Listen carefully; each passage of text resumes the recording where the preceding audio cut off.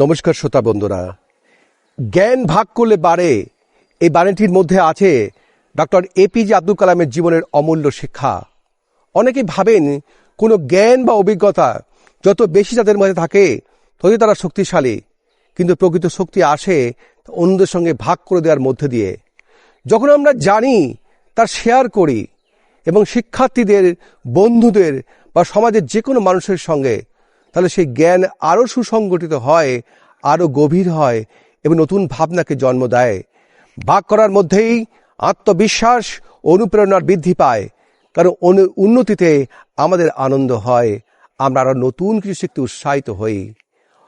জ্ঞানকে নিজস্ব আবিষ্কার বা সম্পদ হিসেবে ধরে রাখলে তার সীমিত থাকে, কিন্তু ভাগ করলে তা যেমন অপরের কাজে আসে তেমনি নিজেকে সমৃদ্ধ করে।